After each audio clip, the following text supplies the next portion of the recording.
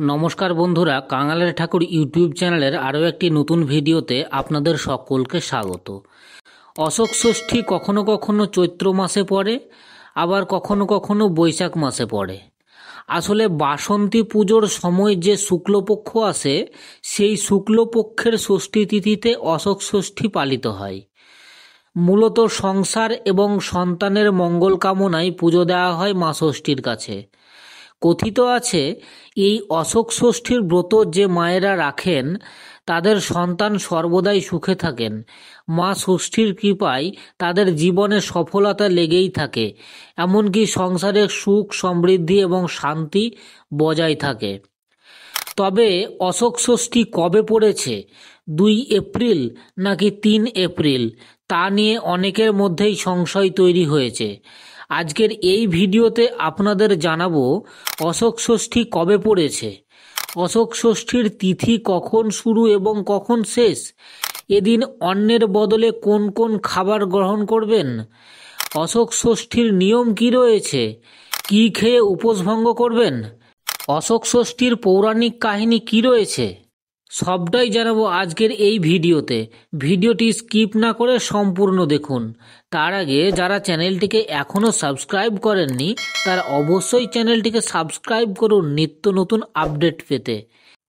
এই বছর অশোক ষষ্ঠী তিথি শুরু হবে 2 এপ্রিল 2025, বাংলা 19 চৈত্র বুধবার রাত 11:50 অশোক ষষ্ঠী তিথি শেষ হবে 3 এপ্রিল 2025, বাংলা 20 চৈত্র বৃহস্পতিবার রাত 9:41। উদয় তিথি অনুসারে অশোক ষষ্ঠী পালিত হবে 3 এপ্রিল 2025, বাংলা 20 চৈত্র বৃহস্পতিবার। অশোক ষষ্ঠীর নিয়ম: ব্রত শুরু করার আগে 6টি অশোক ফুলের কুঁড়ি, মুগলাই এবং দই বা কাঁঠালি কলা সংগ্রহ করতে হয়। পুজো শেষ হওয়ার পর দই বা কাঁঠালি কলার মধ্যে অশোক ফুলের কুঁড়িগুলি রেখে দাঁতে না লাগিয়ে গিলে খেতে হয়। অশোক ষষ্ঠীর দিনে কখনো অন্ন গ্রহণ করবেন না। অশোক ষষ্ঠীর দিনে অন্ন গ্রহণ করা একেবারেই উচিত নয়। মা ষষ্ঠীকে পুজো দিয়ে 6টা অশোক ফুলের কুঁড়ি, 6টা মুগলাই, দই একসঙ্গে মুখে দিয়ে জল দিয়ে গিলে খেতে হবে। এই খাবারটি গিলে খেতে হয়, দাঁতে যেন না লাগে সেদিকে বিশেষভাবে খেয়াল রাখবেন। এরপরে মুগলাই খেয়ে সারাদিনের উপোস ভঙ্গ করবেন। এই পুজো সকলেই করেন সন্তানের শুভকামনায় এবং সংসারের মঙ্গলের জন্য। কথিত আছে, এই ব্রত করলে সেই প্রসাদ কিন্তু গিলে খেতে হয়, চিবিয়ে খাওয়া যায় না, এতে নাকি ফল পাওয়া যায় না। অশোক ষষ্ঠীর দিন সাত্ত্বিক আহার গ্রহণ করতে হয়। কোনো রকমের আমিষ খাবার, পেঁয়াজ রসুন গ্রহণ না করাই বাঞ্ছনীয়। এই তিথিতে অন্নের বদলে আটা, ময়দা বা সাবু খেতে পারেন। পোড়া খাবার একদমই খাবেন না। এই তিথিতে অশোক ফুল এবং বীজ খাওয়ারও নিয়ম আছে। অশোক ষষ্ঠীর পৌরাণিক কাহিনী: অশোক ষষ্ঠীর প্রবর্তন কিভাবে হয়েছিল সে নিয়ে পৌরাণিক কাহিনী রয়েছে। শোনা যায়, এক ঋষির আশ্রমে প্রচুর অশোক গাছ ছিল। সেই গাছের তলায় তিনি একটি ছোট্ট সুন্দর কন্যা সন্তানকে ক্রন্দনরত অবস্থায় দেখতে পেয়েছিলেন। তিনি দয়াপরায়ণ হয়ে বাচ্চাটিকে আশ্রমে নিয়ে এসেছিলেন।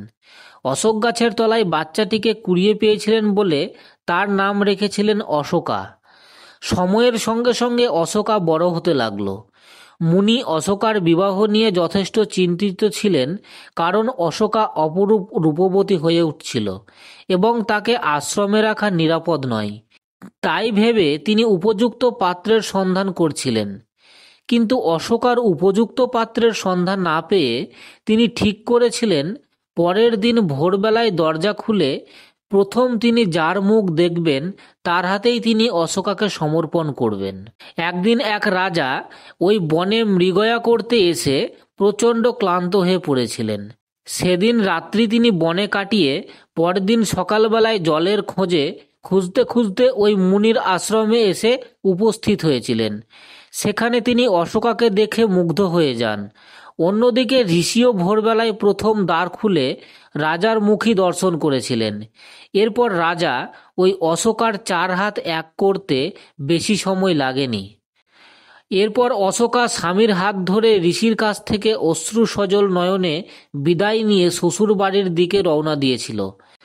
অশোকা যদি চিনতে না পারে আশ্রমের রাস্তা, তাই মুনি তার আঁচলে কিছু অশোক ফুলের বীজ বেঁধে দিয়েছিলেন এবং বলেছিলেন রাস্তায় যেতে যেতে এগুলো যেন পথে 2 ধারে সে ছড়িয়ে দেয়, যাতে কোনোদিন পথ চিনতে এই আশ্রমে আসতে তার অসুবিধে না হয়।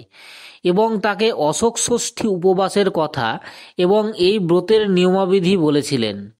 মুনির কথা মতো অশোকা অশোক ফুলের বীজ ছড়াতে ছড়াতে রাজবাড়ি গিয়েছিল। শ্বশুরবাড়িতে এসে সুখেই সংসার করছিল অশোকা। ক্রমে অশোকার 3 ছেলে ও 1 মেয়ে হলো। কিছুকাল পরে চৈত্র মাসে এক অশোকা ষষ্ঠীর দিন অশোকা তার বৌমাদের বলেছিল যে সেদিন অশোকা ষষ্ঠী, তাই সে অন্নগ্রহণ করবে না। তাই তার বৌমারা মুগ গলায় রেঁধে খেতে দিয়েছিল অশোকাকে। অশোকা খেয়ে ঘুমিয়ে পড়ে। পরদিন ঘুম থেকে উঠে সকালবেলা সে দেখে তার পরিবারের সকলে মরে পড়ে আছে। কিছু বুঝতে না পেরে সে কাঁদতে কাঁদতে অশোক গাছের সারি বরাবর আবার আশ্রমে এসে উপস্থিত হয়েছিলেন মুনির কাছে। মুনি ধ্যান বলে পুরো ঘটনার কারণই বুঝতে পেরেছিলেন। তারপর মুনি অশোকাকে বলেছিলেন মুগ কলাইয়ের মধ্যে একটা চাল সেদ্ধ হয়ে গিয়েছিল। অশোক ষষ্ঠীর ব্রতে অন্ন খাওয়া যায় না, ওই সিদ্ধ চাল খাওয়ার জন্যই এই বিপত্তি হয়েছে। তিনি অশোকাকে মন্ত্রপুত জল দিয়ে বলেছিলেন এই জল ছিটিয়ে দিলে সকলে আবার বেঁচে উঠবে। অশোকা ফিরে এসে সেই জল পরিবারের সকলের উপর ছিটিয়ে দিয়েছিল এবং সকলে আবার আগের মতো সুস্থ হয়ে বেঁচে উঠেছিল। এভাবে ছড়িয়ে পড়েছিল অশোকা ষষ্ঠীর মাহাত্ম্য। তাই বন্ধুরা, আপনারা অবশ্যই এই অশোক ষষ্ঠী ব্রতটি পালন করবেন। আরও নতুন নতুন আপডেট পেতে চ্যানেলটিকে অবশ্যই সাবস্ক্রাইব করুন এবং ভিডিওটিকে একটি লাইক করে শেয়ার করে দেবেন।